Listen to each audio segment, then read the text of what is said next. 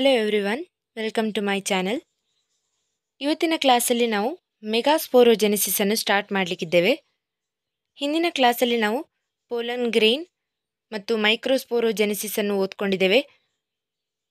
ಅದೇ ರೀತಿಯಾಗಿ female reproductive ಪಾರ್ಟ್ಸನ್ನು ಕೂಡ ಓದ್ಕೊಂಡಿದ್ದೆವು. ಇವತ್ತಿನ ಕ್ಲಾಸಲ್ಲಿ ಮೆಗಾಸ್ಪೋರೋಜೆನೆಸಿಸನ್ನು ಕಂಟಿನ್ಯೂ ಮಾಡುವ. Megasporogenesis, the process of formation of megaspores from the megaspore mother cell is called ಮೆಗಾಸ್ಪೋರೋಜೆನೆಸಿಸ್.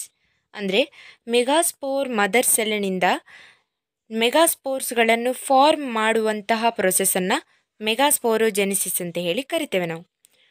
ಇದರ ವರ್ಡ್ನಲ್ಲೇ ಉಂಟು ಮೆಗಾಸ್ಪೋರ್ ಅಂದರೆ ಮೆಗಾಸ್ಪೋರ್ಗಳು, ಜೆನೆಸಿಸ್ ಅಂದರೆ ಫಾರ್ಮೇಷನ್ ಅಂತ ಅರ್ಥ. Ovules generally differentiate a single megaspore mother cell MMC in the micropylar region. ಓವ್ಯೂಲ್ಸ್ಗಳು generally ಒಂದು megaspore mother ಸೆಲ್ಲನ್ನು form ಮಾಡ್ತವೆ. ಯಾವ ರೀಜನ್ನಲ್ಲಿ? ಮೈಕ್ರೋಪೈಲರ್ ರೀಜನ್ನಲ್ಲಿ. ನಾವು ನಿನ್ನೆಯ ಕ್ಲಾಸ್ನಲ್ಲಿ ಓವ್ಯೂಲ್ಸ್ಗಳು ಹೇಗಿರ್ತವೆ, ಅವುಗಳ ಸ್ಟ್ರಕ್ಚರ್ ಏನು ಅಂತ ಹೇಳಿ ಡಿಸ್ಕಸ್ ಮಾಡುವಂತಹ ಸಮಯದಲ್ಲಿ ಮೈಕ್ರೋಪೈಲರ್ ರೀಜನನ್ನು ನೋಡ್ಕೊಂಡಿದ್ದೆವು.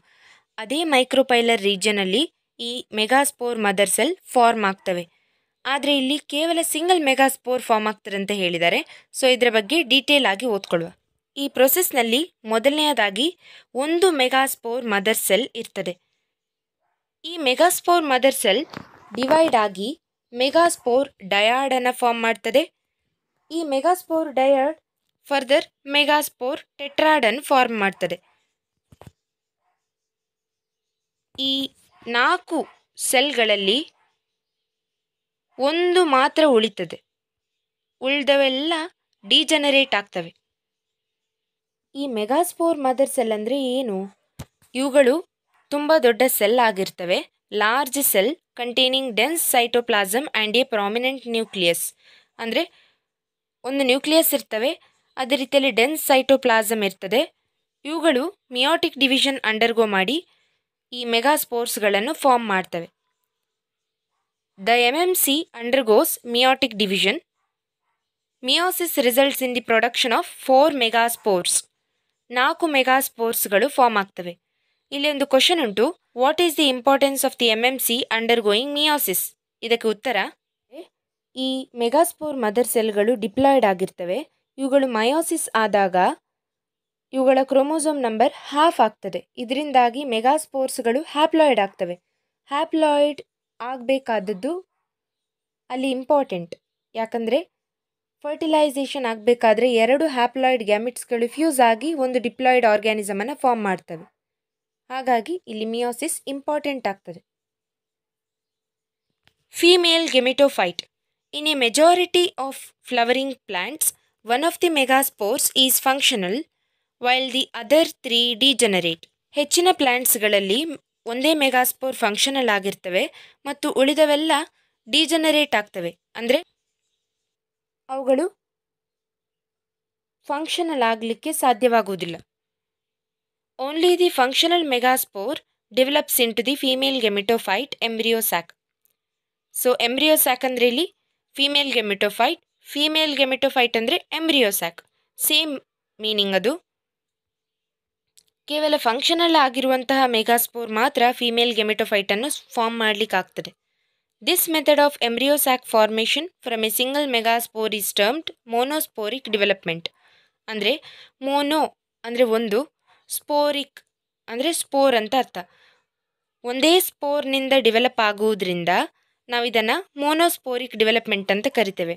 ಎಂಬ್ರಿಯೋಸ್ಯಾಕ್ ಫಾರ್ಮ್ ಆಗುವಂಥ ಪ್ರೊಸೆಸನ್ನು ನಾವು ಮೋನೋಸ್ಪೋರಿಕ್ ಡೆವಲಪ್ಮೆಂಟ್ ಅಂತವೂ ಕೂಡ ಕರಿತೇವೆ.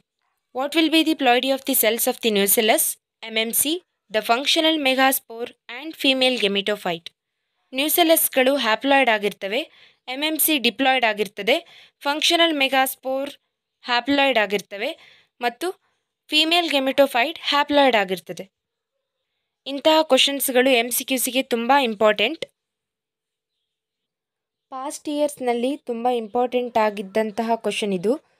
ಡಿಸ್ಕ್ರೈಬ್ ದಿ ಫಾರ್ಮೇಷನ್ ಆಫ್ ಎಂಬ್ರಿಯೋಸ್ಯಾಕ್ ಅಂತ ಹೇಳಿ. ಇನ್ನು ಮುಂದೆಯೂ ಕೂಡ ಕೇಳುವಂತಹ ಚಾನ್ಸಸ್ ಇರ್ತದೆ. The nucleus of the functional megaspore divides mitotically to form two nuclei which move towards the opposite poles, forming the two nucleate embryo sac. ಅಂದರೆ ಫಂಕ್ಷನಲ್ ಮೆಗಾಸ್ಪೋರಿನ ನ್ಯೂಕ್ಲಿಯಸ್ ಮೈಟಾಸಿಸ್ ಮಾಡಿ ಎರಡು ನ್ಯೂಕ್ಲಿಯೈಗಳನ್ನು ಫಾರ್ಮ್ ಮಾಡ್ತವೆ. ಈ ಎರಡು ನ್ಯೂಕ್ಲಿಯೈಗಳು ಎರಡು ಆಪೋಸಿಟ್ ಪೋಲ್ಸಿಗೆ ಮೂವ್ ಆಗ್ತವೆ.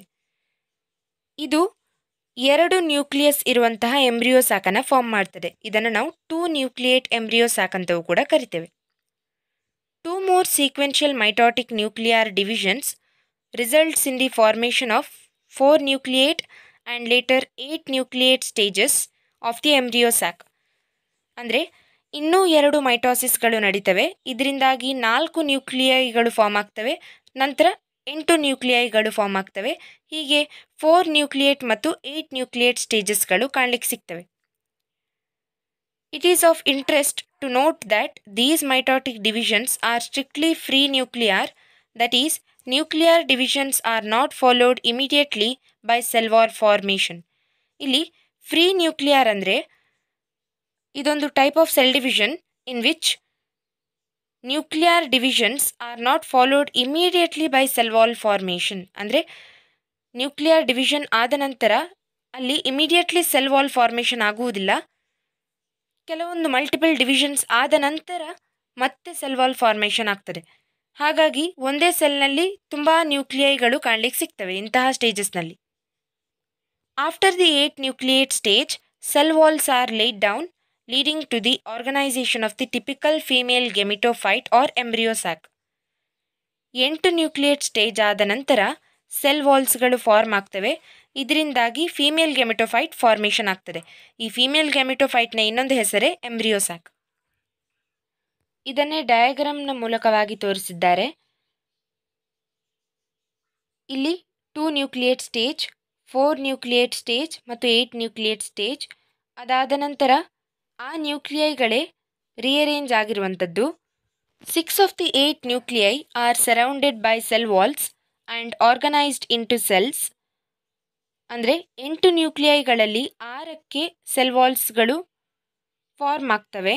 ಆದರೆ ಇನ್ನುಳಿದ 2 ನ್ಯೂಕ್ಲಿಯೈಗಳು ಎಗ್ ಅಪರೇಟಸ್ನ ಕೆಳಗಿರ್ತವೆ ಮತ್ತು ಲಾರ್ಜ್ ಸೆಂಟ್ರಲ್ ಸೆಲ್ನಲ್ಲಿ ಇರ್ತವೆ. There is a characteristic distribution of the cells within the embryo sack. 3 cells are grouped together at the micropylar end and constitute the egg apparatus. 3 ಸೆಲ್ಸ್ಗಳು ಒಟ್ಟಿಗೆ ಇರ್ತವೆ ಮೈಕ್ರೋಪೈಲರ್ ಎಂಡಿನಲ್ಲಿ. ಅದನ್ನು ಎಗ್ ಅಪರೇಟಸ್ ಅಂತ ಹೇಳಿ ಕರಿತೇವೆ. ಆ ಎಗ್ ಅಪರೇಟಸ್ನಲ್ಲಿ 2 ಸಿನಾರ್ಜಿಡ್ಸ್ಗಳು ಮತ್ತು 1 ಎಗ್ ಸೆಲ್ ಇರ್ತದೆ. Synergids have special cellular thickenings at the micropylar tip called filiform apparatus. ಈ ಫಿಲಿಫಾರ್ಮ್ ಅಪರೇಟಸ್ಗಳು ಸಿನಾರ್ಜಿಡ್ಸ್ನ ತುದಿಯಲ್ಲಿ ಸೆಲ್ಯುಲಾರ್ ಥಿಕ್ಕನಿಂಗ್ಸ್ಗಳಾಗಿರ್ತವೆ. ಈ ಸಿನಾರ್ಜಿಡ್ಸ್ನ ಮೇಲೆ ಇರುವಂತಹ ಫಿಲಿಫಾರ್ಮ್ ಅಪರೇಟಸ್ನ ಫಂಕ್ಷನ್ ಏನು, ಇದರ ಡೆಫಿನೇಷನ್ ಏನು ಅಂತ ಕೇಳ್ತಾ ಇರ್ತಾರೆ. ಸೊ ಇದರ ಫಂಕ್ಷನ್ ಏನಂದರೆ guiding the pollen tubes into the synergid. Pollen ಟ್ಯೂಬ್ಸ್ಗಳು ಎಂಟರ್ ಆಗಲಿಕ್ಕೋಸ್ಕರವಾಗಿ ಎಗ್ಗನ್ನು ರೀಚ್ ಆಗುವುದಕ್ಕೆ ಇವುಗಳು ಗೈಡ್ ಮಾಡ್ತವೆ. 3 cells are at the chalazal end and are called the antipodals. ಚಲಾಸಲ್ ಎಂಡಿನಲ್ಲಿ 3 ಸೆಲ್ಸ್ಗಳಿರ್ತವೆ. ಅದನ್ನು ಆ್ಯಂಟಿಪೊಡಾಲ್ಸ್ ಅಂತ ಹೇಳಿ ಕರಿತೇವೆ ನಾವು. The large central cell as mentioned earlier has 2 polar nuclei. ಮಧ್ಯದಲ್ಲಿರುವಂತಹ ದೊಡ್ಡ ಸೆಂಟ್ರಲ್ ಸೆಲ್ನಲ್ಲಿ 2 ಪೋಲಾರ್ ನ್ಯೂಕ್ಲಿಯೈಗಳಿರ್ತವೆ. Next point, very very important point. Thus a typical angiosperm embryo sac at maturity, though 8 nucleate is 7 celled. ಅಂದರೆ 8 ನ್ಯೂಕ್ಲಿಯಸ್ಗಳು ಇದ್ದರೂ ಸಹ 7 ಸೆಲ್ಗಳಿರ್ತವೆ. ಯಾಕಂದರೆ ಒಂದು ಸೆಲ್ನಲ್ಲಿ 2 ನ್ಯೂಕ್ಲಿಯೈ ಸಿಚುವೇಟ್ ಆಗಿರ್ತದೆ, ಪೋಲಾರ್ ನ್ಯೂಕ್ಲಿಯೈ. ಈಗ ಸೆಲ್ಸ್ಗಳನ್ನು ಮೆನ್ಷನ್ ಮಾಡೋದಾದರೆ ಚಲಾಸಲ್ ಎಂಡಿನಲ್ಲಿ 3 ಸೆಲ್ಸ್ ಆ್ಯಂಟಿಪೊಡಾಲ್ಸ್ಗಳು, ಮೈಕ್ರೋಪೈಲರ್ ಎಂಡಿನಲ್ಲಿ 3 ಸೆಲ್ಸ್ ಸಿನರ್ಜಿಡ್ಸ್ಗಳು ಮತ್ತು ಎಗ್ ಸೆಲ್ ಮತ್ತು ಸೆಂಟ್ರಲ್ ಸೆಲ್, ಒಟ್ಟು 7 ಸೆಲ್. ನ್ಯೂಕ್ಲಿಯೈ 8 ನ್ಯೂಕ್ಲಿಯೈಗಳು ಇರ್ತವೆ. ಇಲ್ಲಿಗೆ ನಿಮ್ಮ ಮೆಗಾಸ್ಪೋರೋಜೆನೆಸಿಸ್ ಟಾಪಿಕ್ ಕೂಡ ಮುಗಿತದೆ. ಈ ಕ್ಲಾಸ್ ನಿಮಗೆ ಇಷ್ಟ ಆಗಿದ್ರೆ ಲೈಕ್ ಮಾಡಿ, ಶೇರ್ ಮಾಡಿ ಮತ್ತು ಸಬ್ಸ್ಕ್ರೈಬ್ ಮಾಡಿ. Thanks for watching.